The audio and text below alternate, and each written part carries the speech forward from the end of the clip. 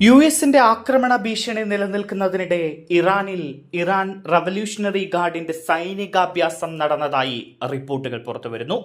ഡ്രോണുകളും missile ലോഞ്ചറുകളും അടക്കമുള്ള യുദ്ധോപകരണങ്ങൾ നിരത്തി സൈനികാഭ്യാസ പ്രകടനം നടന്നു എന്നാണ് റിപ്പോർട്ടുകൾ പറയുന്നത്. ഇറാൻ റവല്യൂഷണറി ഗാർഡുകൾ രാജ്യത്തിന്റെ തെക്കൻ തീരങ്ങളിൽ സൈനികാഭ്യാസം നടത്തിയെന്ന് പ്രാദേശിക മാധ്യമങ്ങൾ തന്നെ റിപ്പോർട്ട് ചെയ്തിരിക്കുകയാണ്. കരയിൽ നിന്ന് കടലിലേക്ക് തൊടുക്കാവുന്ന മിസൈലുകൾ, റോക്കറ്റുകൾ, പീരങ്കികൾ, വിവിധ ഡ്രോണുകൾ എന്നിവ പരീക്ഷിച്ചതായാണ് വിവരം. സേനാവിന്യാസം കാട്ടിയുള്ള അമേരിക്കയുടെ മുന്നറിയിപ്പും ഭീഷണികളും അന്ത്യശാസനങ്ങളും തുടരുന്നതിനിടെയാണ് ഇറാന്റെ സൈനികാഭ്യാസം എന്നത് ഏറെ ശ്രദ്ധേയമാണ്. എന്നാൽ അമേരിക്കയുടെ ഭീഷണിയിൽ ഏകപക്ഷീയമായ കരാറുകൾക്ക് വഴങ്ങില്ല എന്ന നിലപാടിൽ ഉറച്ചു നിൽക്കുകയാണ് ഇറാൻ. ഇത് ലോകരാജ്യങ്ങളെ മൊത്തത്തിൽ ആശങ്കയിലാഴ്ത്തുകയും ചെയ്യുന്നു.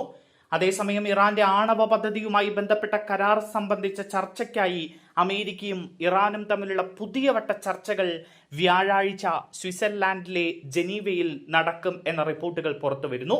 എന്നാൽ ചർച്ചകൾ നടക്കാനിരിക്കെ ഗൾഫ് മേഖലയിലേക്ക് വൻതോതിൽ സൈനിക വിമാനങ്ങളും യുദ്ധോപകരണങ്ങളും എത്തിച്ച് US പ്രസിഡന്റ് ഡൊണാൾഡ് ട്രംപ് ഇറാനുമേൽ സമ്മർദ്ദം ശക്തമാക്കുകയും കൂടിയാണ് ചെയ്യുന്നത്.